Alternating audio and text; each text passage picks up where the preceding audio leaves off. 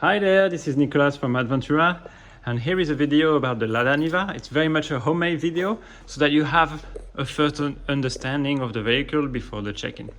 Alright, so I'm going to start by explaining you the exterior, then the pull-out kitchen and the driving part. So that you know, Advantura specializes in old vintage vehicles from the 70s, 80s or 90s. Most of our vehicles, nobody rents them for people to actually drive them. They go to normally those kind of vehicles to movies, to weddings, photo shoots and things like that. So what I'm saying here is we're only two doing this in Europe. We completely rely on you taking care of the vehicle in the best way possible. Take care of it like if it was yours or your dad's or your father-in-law's or whatever it is. But that's the way that everybody can enjoy it and that you will have a good trip. You need to take care of it actively, don't slam the doors, use the motor in a proper way, don't over push it, etc., etc. Right? Just be gentle with it, basically. All right, let's go. So first things first, if you want to follow us on Instagram, here it is. That's ours. And then I'm gonna go and show you the very first stop, which is here. This is the fuel gauge, and this is basically with a green sticker here, which tells you that you should use the green key. Oh, I'll show you right now. Oh, or the key with the green sticker. This is 95 unleaded. It consumes 10 liters per 100. It's about 30 liters, the tank, 40 liters. And the top speed is 90 kilometers per hour. We don't allow anybody to drive above 95 kilometers per hour. There is a fine for it if you do. Just FYI, as we have a GPS tracker. So let's talk about the pull-out kitchen now. Okay, so this is how it is set up at the back. First things first, you have the pull-out kitchen here on the left, which is using just a support leg simply that I've already set up, but I'll show you how it works. And then basically this is the place where you can put the gas stove to really be able to cook.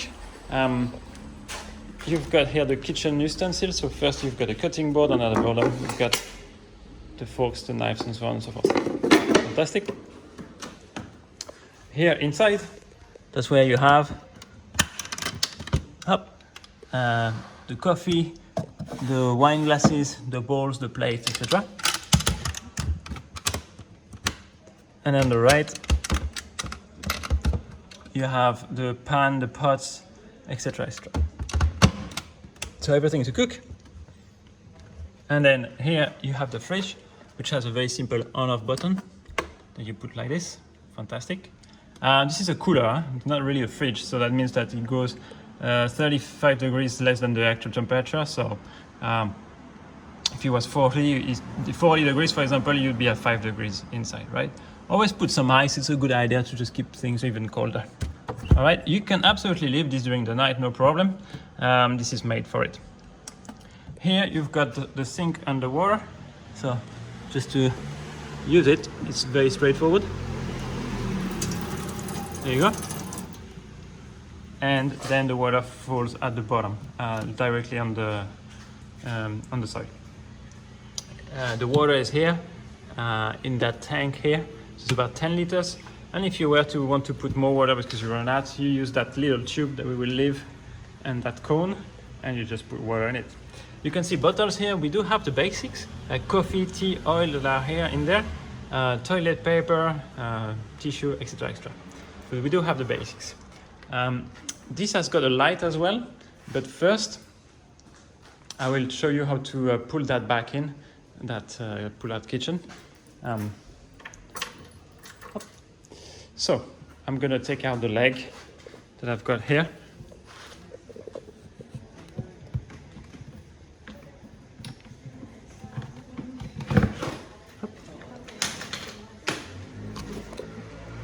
And I'm gonna push all the way in. And here you are, it's back in for you to drive.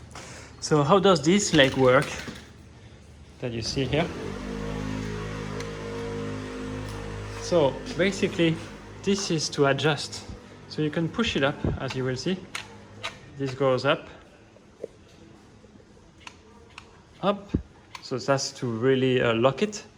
And then to take it out and lock it down, hop, you use that button here. And usually we store this right here. It's just a space for it. A few more things that you will see. Here you have the light, so this is the light for the night, very handy. And here you've got the battery level.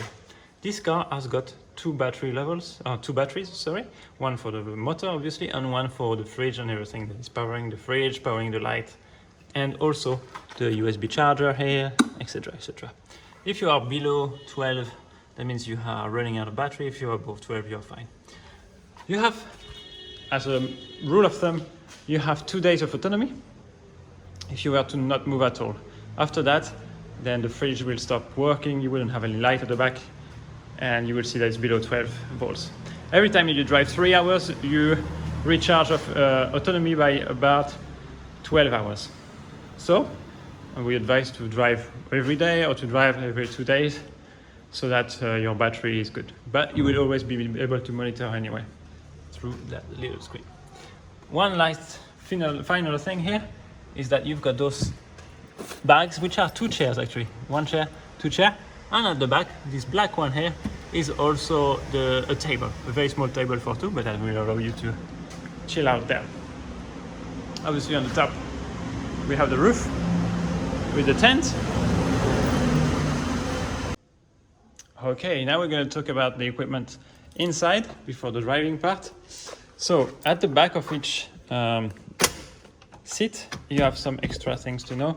Here is where all the basics for in case of issues are: first aid, the booster to recharge the battery by autonomously, cables if you want to recharge the battery with another car, oil and stuff like that. Basically things that you shouldn't have to use, but just in case, it is there.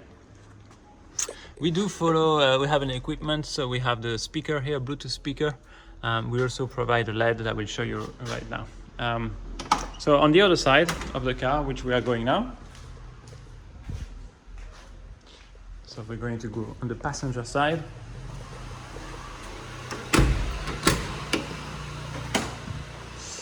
If you have taken bed sheets, you will find the bed sheets right here. And here you would have the external shower and the gas stove.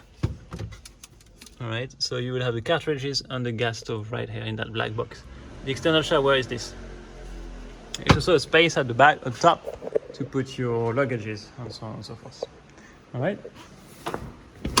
So again, to open, to take out and open the seat, you press that up. There you go. So now we are at the driving seat. So first things first, this is the ignition key, and it goes on the left because this is a Russian car, so it's a little bit more specific. It's a bit different. All right. So the ignition is until here without starting the car. And you will see the light of the handbrake and so on and so forth. What you have to know is that you can see the fuel here. If you don't see it, you tap on it actually and you can see the fuel level. This is the revs here, so never go above 4,000, which is here. And then you've got the kilometers per hour here, and max speed is 90 kilometers per hour as mentioned before. All right, the horn is here, and the rest is pretty obvious. It's intermittentes, oh sorry, the indicators are here, okay, and then the full beams are here. All right, so that's how it works. The actual lights are here on that button. We're gonna wait for the zoom to come in. Yeah, perfect. And then you see here.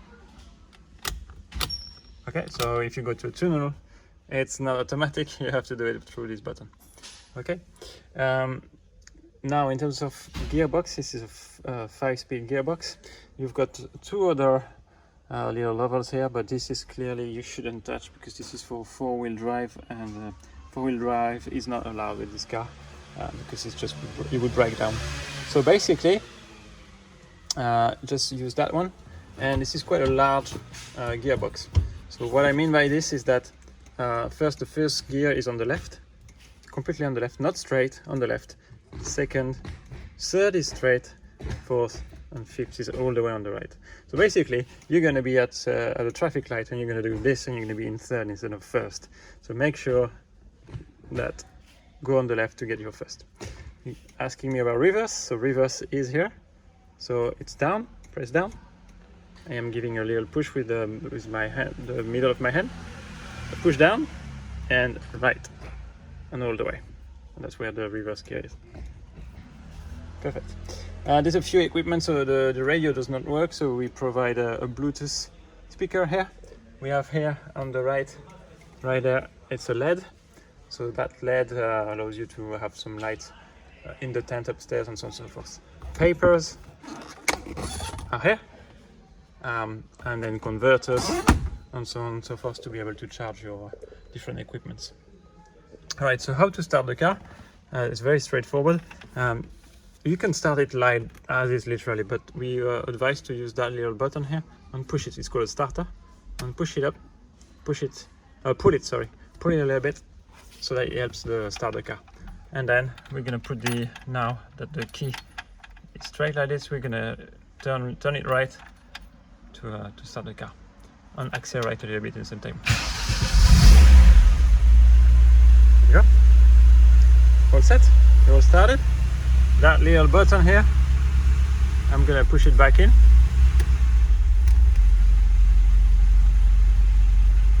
Because it's really just to start. This button just helps the motor start faster with higher revs, but you could even start it without it.